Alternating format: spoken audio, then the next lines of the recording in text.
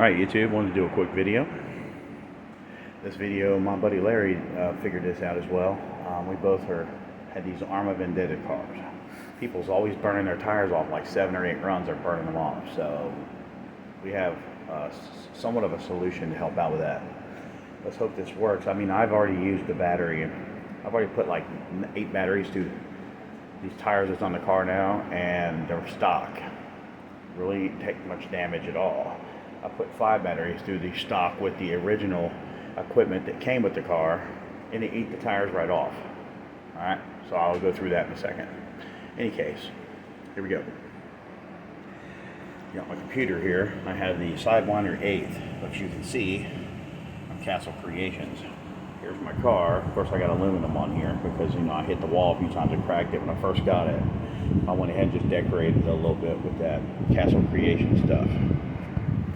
So I'll remove the body shell off the car. So you can see I got Castle link hooked to it. And here I have the Castle 8th Sidewinder speed controller.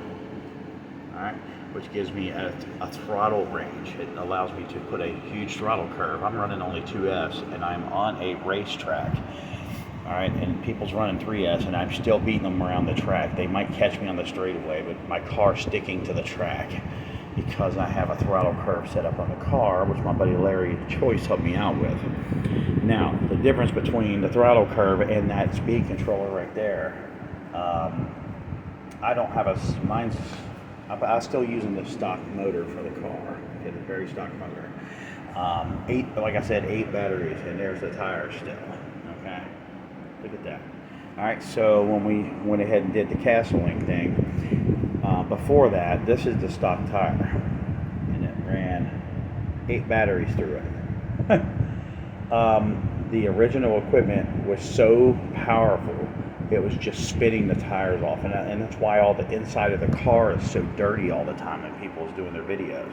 No one's done a video like this yet, so I figured I would go ahead and do this. I still have the stock, you know, servo in there. Still have the stock.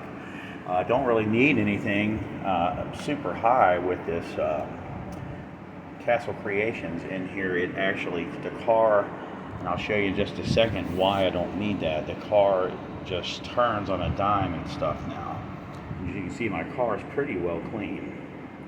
Alright, so the car's hooked to Castle all the way over here to the USB. Alright, so what we're going to do, I'm going to full screen it for you. Alright.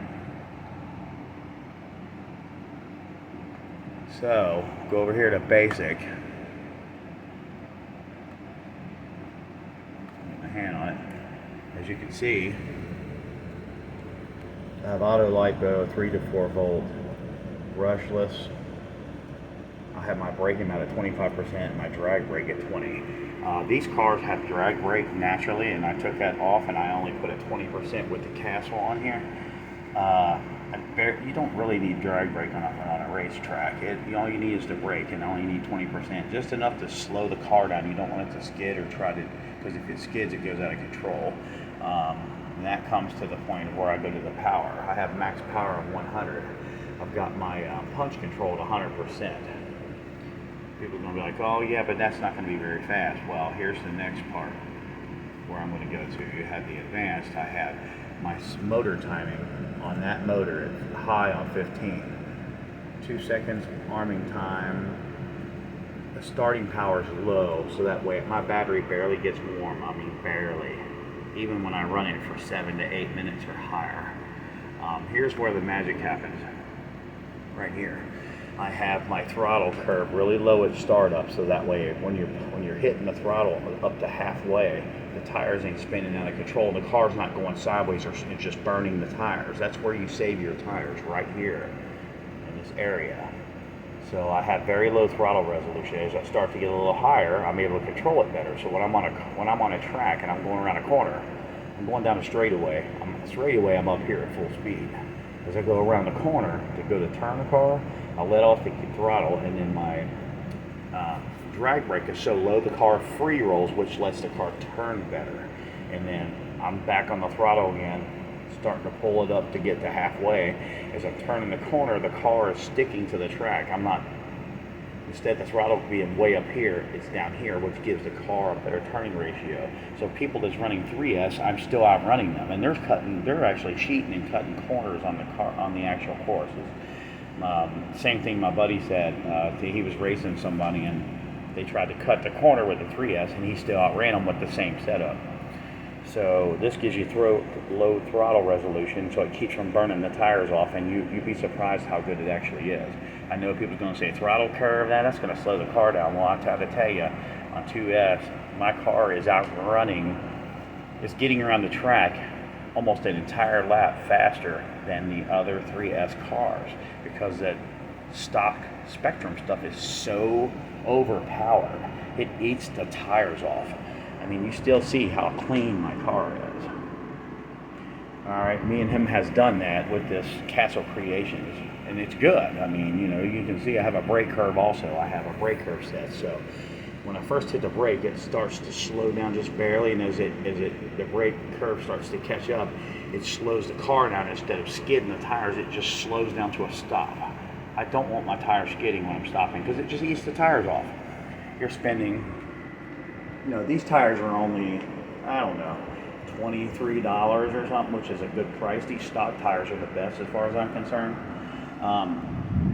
These two as well. There's a stock one. I also have some other rubber hoons, and they were burned off with that Spectrum stuff in like 5 or 6 runs. Terrible. It's a good deal as far as that goes. That seems to work very well. The car performs good on a track. I don't want the car to be a speed run car. Yes, I can run 3S. If I turn down my motor timing some, I can actually get it to go. 3S, I can run 3S, and I don't, it's stupid on 3S. I mean, it's still controllable, very controllable. I can punch the throttle on 2S. I can punch it from a dead stop and not even touch my controller. My car will go dead straight, and I can hit the brake. I don't even have to touch it. That's the difference in having a good controlled car and a good car that distributes the power evenly instead of some stupid overpowered crap that they made to begin with. Here's another thing. Since we're on that discussion of power and battery needs and all that stuff. And also my battery doesn't get hot in this car, and it actually lasts a while. I also did a 2S mod on my controller on my Spectrum DX5C. I put a 1300 2S Glacier pack in there, and I put an XT30 in there, and it fully charges completely, and it lasts for like a month. A whole month I don't have to charge this controller. I was going through AA batteries, like every time I ran it I was going halfway empty, and the AA rechargeables was not charging all the way. So as you can see, I'm getting good voltage on this controller. That's a must. I would do that. That way you don't have to keep charging your controller all the time. Turn that off. So, with that being said, as you can see, these tires are eat up. And they're expensive. You can buy up to $40 Proline tires. And if you don't change the inside, get rid of that Spectrum shit that they put in there, because it does not have anything where you can set a throttle limit and control the car to make the car controllable. You're just wasting money on tires, and it's very expensive. I mean, what else can I tell you? I got those Z batteries, those Z power batteries. I use those 2S's, and I have a graphene, light blue graphene 3S. It's 100C. My 2S's are 80C. I mean, I want to run high sea level, so I have good power punch. I don't like low level. I don't like low sea level. I would rather it be a little higher and have more controllable options to program my car. Where Spectrum does not give you that option. You only got 4 options in this. You only have 4 options, and that speed controller on the other one, on the orange Spectrum. Took it straight out as soon as I started eating tires up, because you figure, if you're spending if you buy the Proline tires, for example, it's $80 for 4. These are $23 for two, so I spent $46. And the tires it's just not eating the tires off.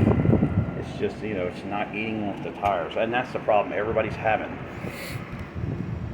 There's one more thing I want to note.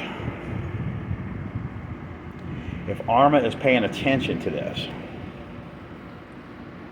these cars do not have, and these are not adjustable, that I can tell. Like these here are not adjustable that I can see. If someone knows they're adjustable and they know how to do that, please tell me.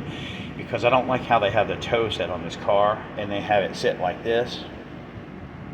And they don't, I'm thinking about taking these off and seeing if Arma has any like of the kind with the metal where you can adjust the camber and the toe in that. Because I know this is made for durability and it's strong as hell, and I give Arma credit for all that. This shit is strong. But you can't adjust anything, and I don't like that. Now, what I may do is just go ahead and see if I can find some infraction springs and put on the front because they're heavier. It'll give the car a better turning ratio as well, a lot better. It'll make it more stiff. The car will have less body roll. I want a little less body roll. As you can see, the way I've got the car set, it's got some body roll. It's got some body roll, but not much. Also, I changed the diff oil out. I put 70 diff oil in the front and the back. I also changed the shock oil. I've got 1350 CTS on the front and the back. I have the front higher. I have the back more stiff because when the front goes to lean and turn, the back wheel will come up. If you have it higher up, the back wheel's just going to lift up. So I have it harder, so it presses further down harder. So when you go to turn the car like this, when the car goes to turn, see how the body's rolling and the wheel is staying planted on the ground? It's staying planted. So I would rather the shock to do its job and keep that wheel on the ground, because I don't want it to come up, then it creates skid and the car skids, and that's the biggest problem that people have. Excuse me for the cough. People has with these Arma vendettas. When you go to turn on like courses and tracks, they want to skid and drift. Well, with this setup here, that prevents the drift and all the skid, but I also have still a tiny bit of skid. Just a tiny bit. When I adjusted my shock, I was good, and I changed the shock oil. I basically almost rebuilt the whole freaking car. I changed all the diff oils out and everything. They come standard with grease in them. They don't have any diff oil hardly. They come with black grease inside of the damn diff.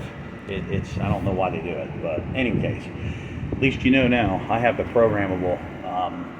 I know that people likes the Bluetooth one, but I like the programmable one because I want to be able to see a big screen on my computer, type deal.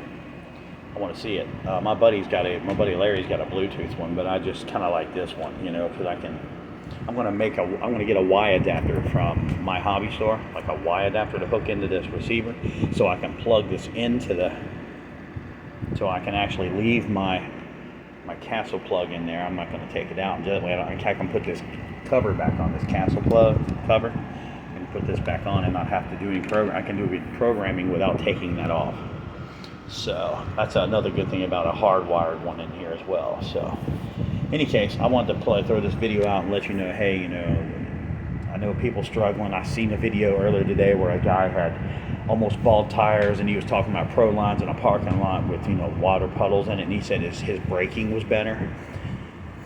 The car's not going to be it's going to get a little better with tires, but not much. People doing 17 millimeter conversions, and I tell you what, I know the tires bigger is better probably, but I don't like that, because then you got to cut the foam a little bit, and then you have to actually cut the body, which my body's took a beating anyway.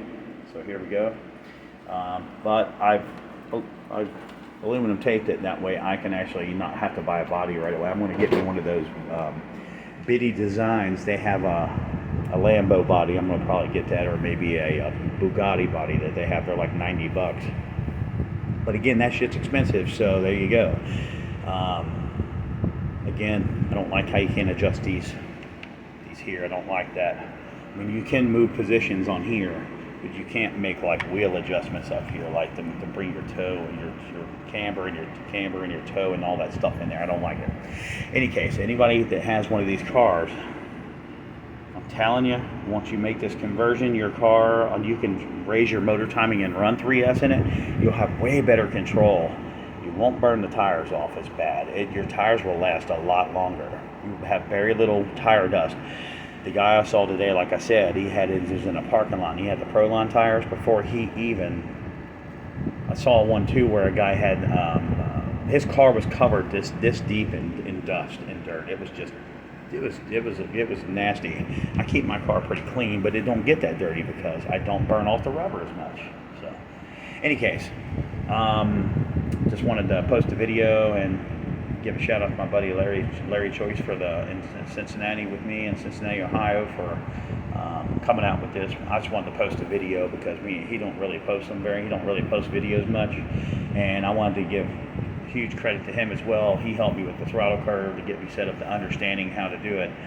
I took this car from a speed run car to an actual racetrack car. It's better, a lot better, and it's even better on the street too. So you can run 2S or 3S. You just have to adjust the motor timing inside the Castle software, which ain't no big deal.